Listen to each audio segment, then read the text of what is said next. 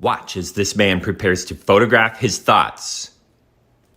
Got it. This is Ted Serios, a former bellhop from Chicago who gained enough credibility taking these so-called thoughtographies because he was using Polaroid, which meant that they couldn't be faked like traditional images were faked in darkroom. For 3 years in the mid-1960s, he was studied at the University of Colorado by Dr. Jules Eisenbud. Eisenbud worked to use scientific method by controlling the camera and film, never letting Serios touch them.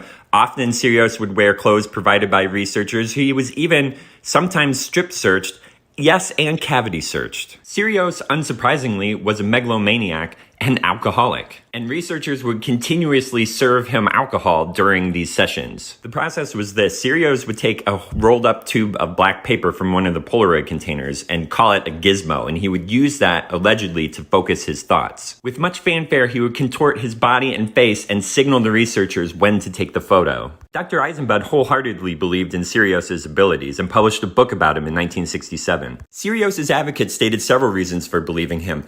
In the conditions of the room, you would expect most of the photos to turn out like these, where part or all of his face are visible. But some of them became blurry, some of them were completely white or completely black, which shouldn't have been the case in these lighting conditions. And in some cases, very recognizable images came forward. There were even some experiments where photos were concealed in envelopes, then wrapped in foil, and Serios was able to reproduce a part of these photos that he had never seen. The best case against Serios I read came from Niall Root. He was a biological photographer, a scientist, and later a professor at RIT. Root witnessed a performance put on by Serios at a home with Dr. Eisenbud, which this became a thing that they did. They went around to homes and they showed this ability, and it was, to me, more of like a sideshow type thing.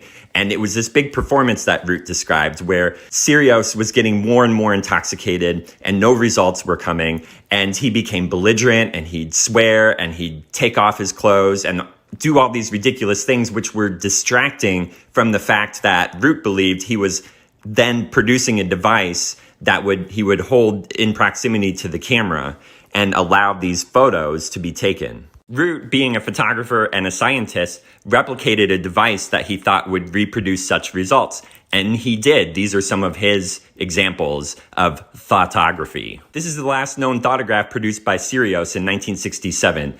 It's Curtains, which it might be a little on the nose. And though he would try again throughout his life, he was never able to replicate those results from the 1960s. Okay.